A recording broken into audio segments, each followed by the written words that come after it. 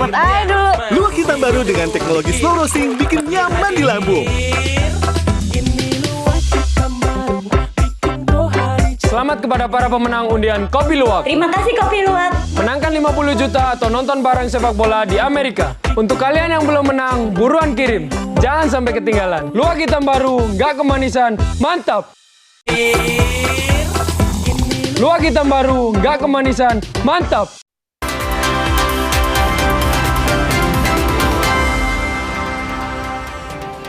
Saya Tifal Solesa melanjutkan Kompas Petang, Saudara. Mahkamah Konstitusi menyatakan siap untuk menindaklanjuti uji materi atau gugatan terhadap KUHP baru yang diajukan ke MK.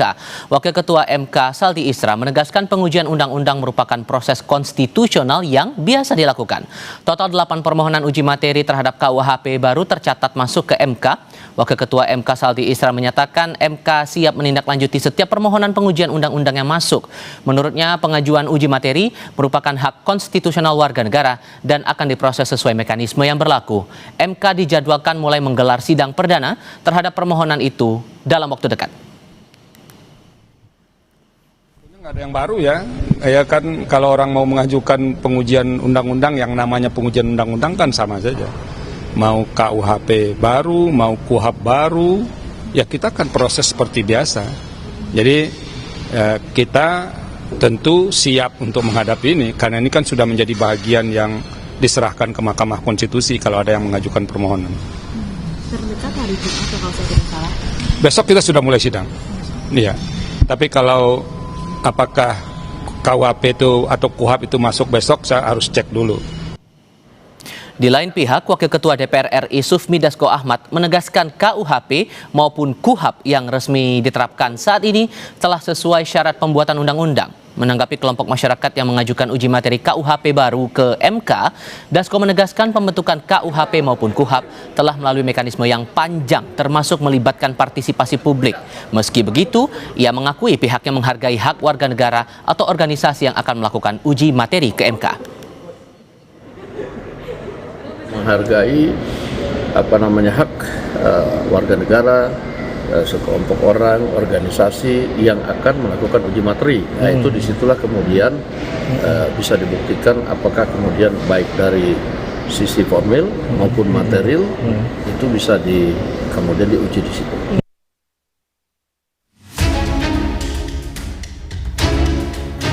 Tanggal 2 Januari lalu, pemerintah resmi memberlakukan KUHP dan KUHP baru. Meski pemerintah berulang kali menegaskan agar masyarakat tak perlu khawatir dengan berbagai isu yang beredar, namun niat baik itu masih menyisakan kekhawatiran bagi publik. Terutama terhadap pasal-pasal yang rawan disalahgunakan dan rawan kriminalisasi. Direktur Amnesty International Indonesia Usman Hamid menyatakan KUHP dan KUHP memiliki peran sentral dalam menegakkan demokrasi. KUHP pidana baru melonggarkan kriminalisasi terhadap warga negara dalam konteks mengkritik pejabat. Dalam sebuah negara yang demokratis, tentu hukum pidana, hukum acara pidana memiliki peran yang sangat sentral. Paling tidak 3 hal: menjaga keadilan, melindungi hak asasi manusia, dan mencegah penyalahgunaan kekuasaan negara. Nah, sayangnya hukum pidana dan hukum acara pidana yang baru saat ini tidak meyakinkan untuk menjamin adanya terjaganya keadilan, perlindungan hak asasi manusia, dan pencegahan penyalahgunaan kekuasaan. Karena itu kami mendesak agar kedua undang-undang ini dibatalkan. Menanggapi kecemasan di masyarakat, Wakil Menteri Hukum Edi Hiarie buka suara soal polemik terhadap beberapa pasal dalam KUHP baru. Salah satunya pasal 218 tentang penghinaan presiden dan wakil presiden dan pasal 256 tentang penyelenggaraan unjuk rasa dan demonstrasi tanpa pemberitahuan. Dalam pasal 218 ayat 1 diatur, setiap orang yang di muka umum menyerang kehormatan atau harkat dan martabat diri presiden dan atau wakil presiden dipidana dengan pidana penjara paling lama 3 tahun atau pidana denda paling banyak kategori 4. Menurut Edi, pasal tersebut tidak disahkan untuk menekan kebebasan berdemokrasi dan kebebasan berekspresi maupun melarang kritik publik.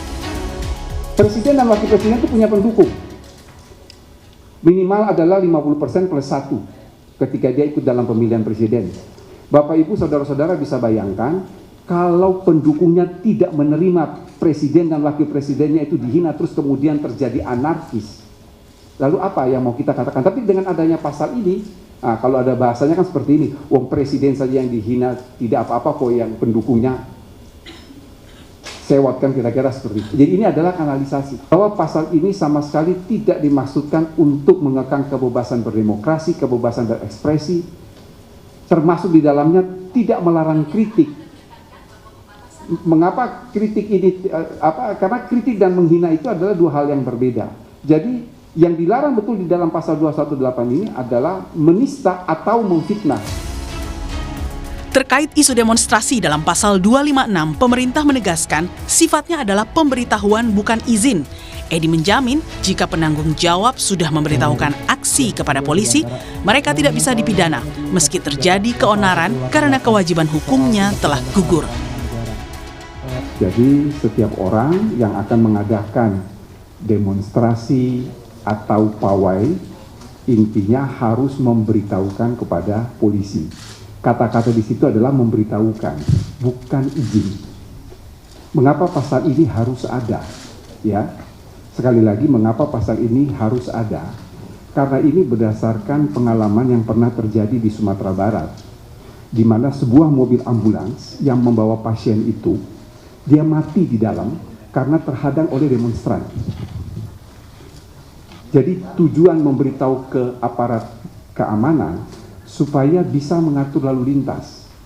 Demonstrasi kita menjamin kebebasan berbicara, tetapi kita harus ingat juga bahwa ada hak dari pengguna jalan.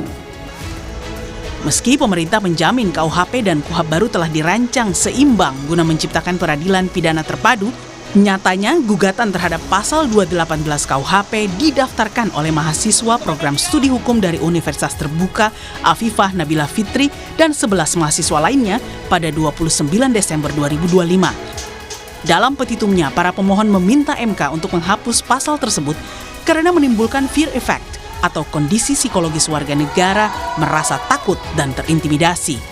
Selain itu, menurut pemohon, pasal ini mengancam kebebasan berpendapat dan demokrasi di Indonesia. Tim Liputan, Kompas TV.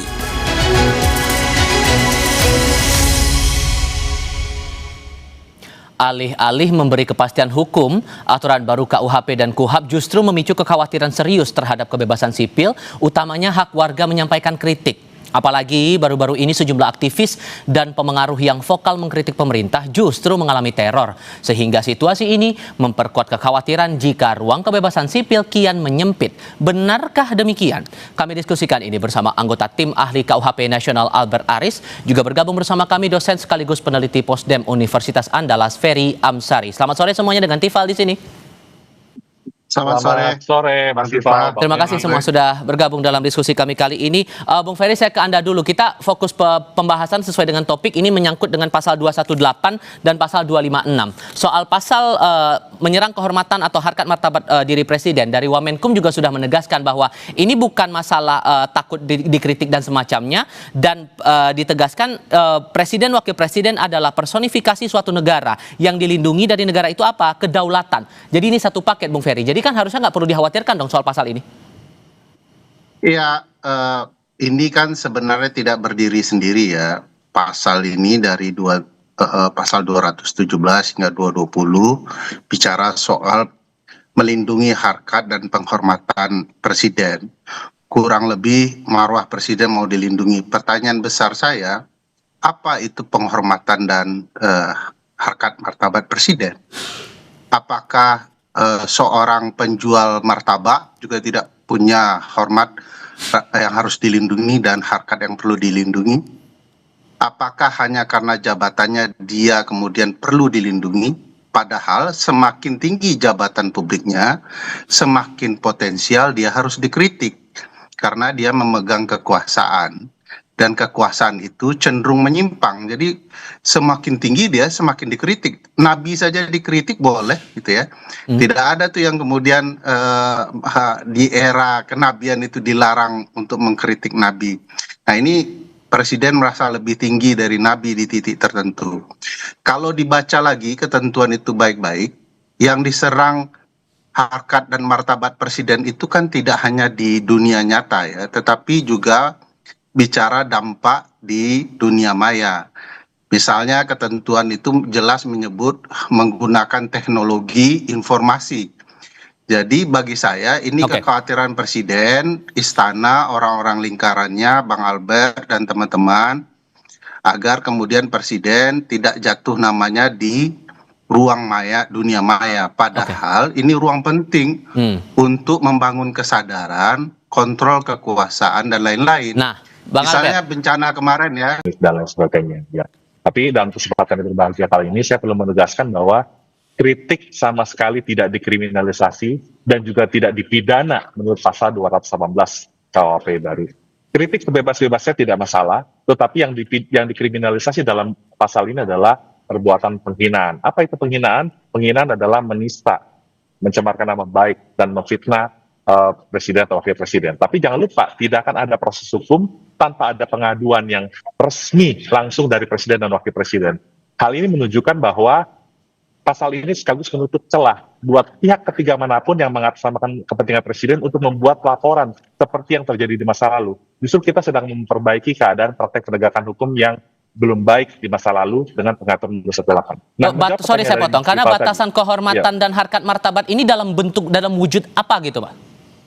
Begini Mas Ival, sederhana saja. Yang kritik itu ditujukan kepada kebijakan dari presiden dan wakil presiden serta pemerintah.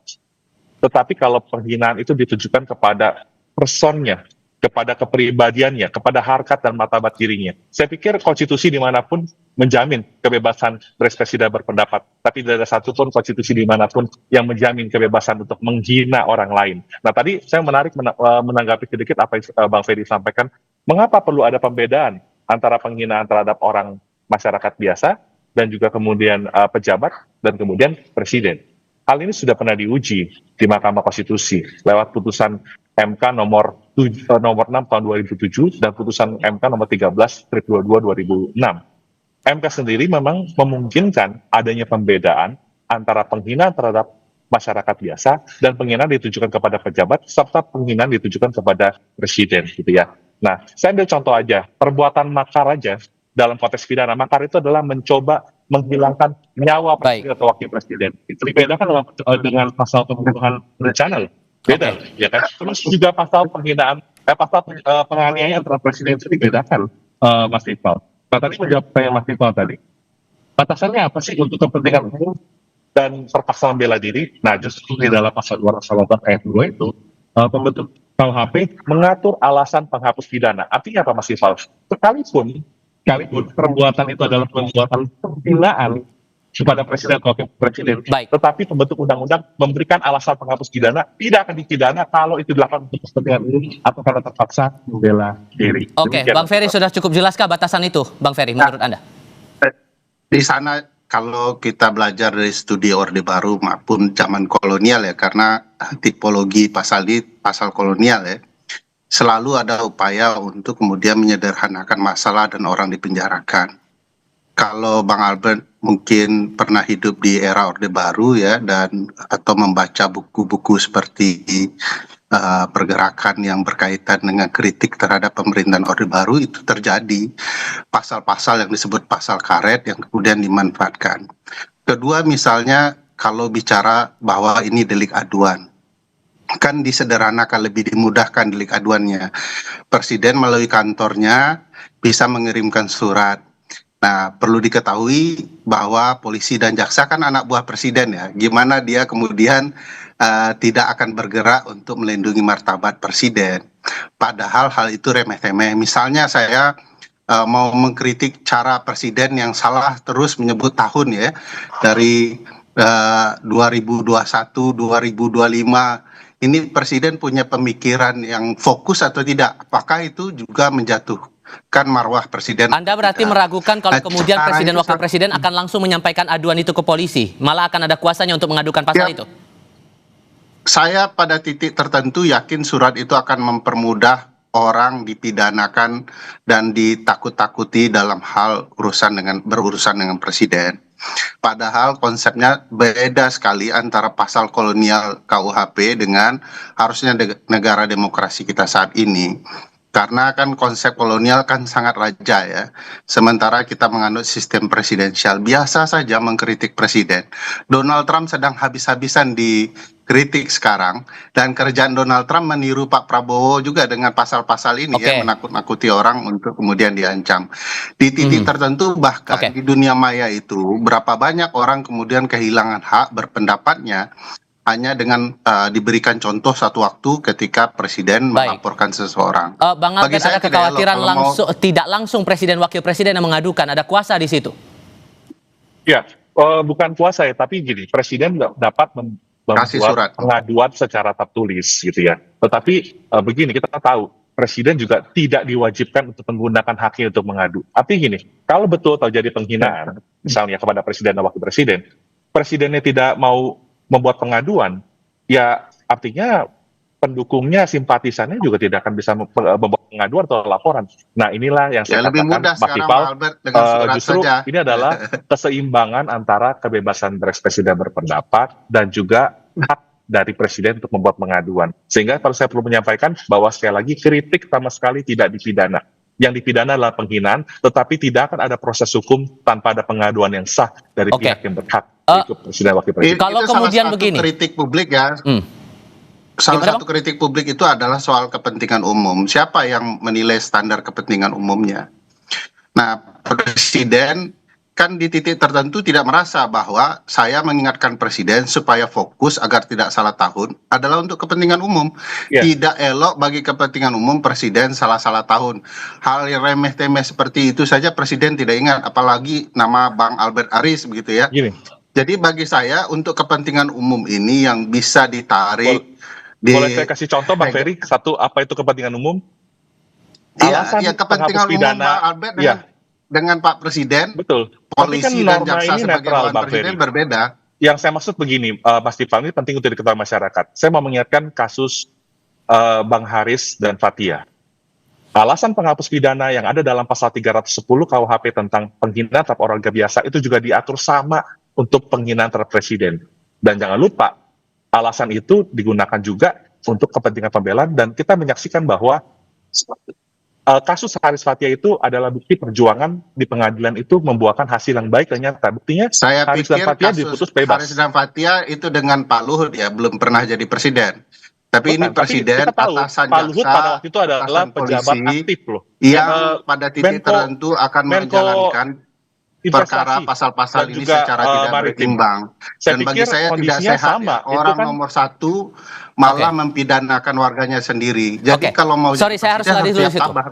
Saya harus sela dulu di situ karena yang mau saya konfirmasi juga begini Bung Albert. Ada mahasiswa yang menggugat pasal ini ke MK dan menilai pasal 218 ini menimbulkan fear effect, kondisi psikologis warga negara merasa takut dan terintimidasi kalau menyampaikan kritik. Masuk akal nggak? Pertama begini, justru baik adanya judicial review itu untuk menguji konstitusionalitas dan sejauh mana norma itu bertentangan dengan konstitusi, itu pertama. Yang kedua, fear effect yang dikhawatirkan oleh teman-teman mahasiswa tadi tentunya menjadi tidak beralasan. Mengapa saya katakan tidak beralasan?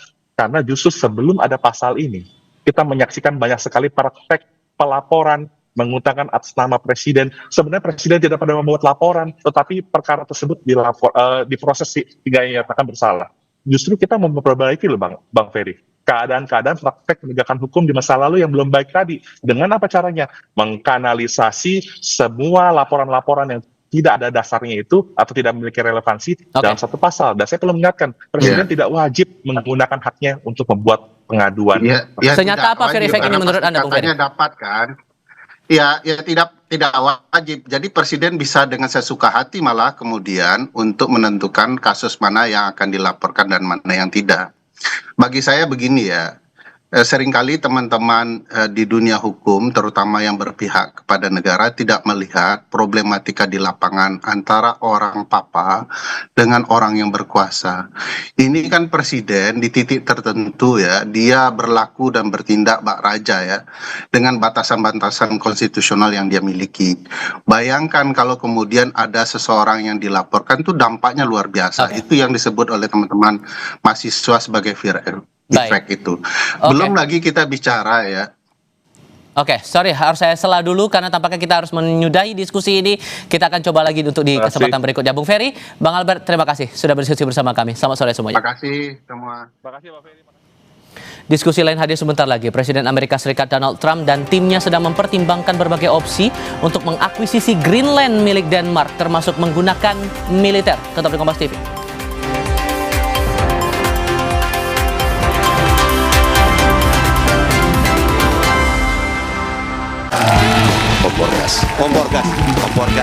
Komporgas.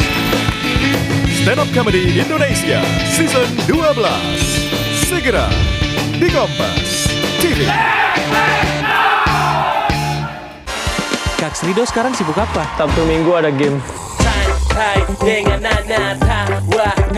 Seruput aja dulu. Luak hitam baru dengan teknologi slow roasting bikin nyaman di lambung. Selamat kepada para pemenang undian Kopi Luwak. Terima kasih Kopi Luwak. Menangkan 50 juta atau nonton bareng sepak bola di Amerika. Untuk kalian yang belum menang, buruan kirim. Jangan sampai ketinggalan. Luwak hitam baru, nggak kemanisan, mantap! Dunia terus berputar. Begitu banyak hal yang berakhir, namun banyak juga yang kembali dalam bentuk baru, memberi harapan baru. Seperti botol plastikmu yang dapat menjadi barang baru lagi melalui gerakan ekonomi sirkular nasional Le Mineral. Kini, plastik tidak lagi menjadi sampah, namun terus berputar dengan dipilah dan didaur ulang menjadi baru. Semua bisa mengambil peran penting dalam perputaran itu dari hulu ke hilir.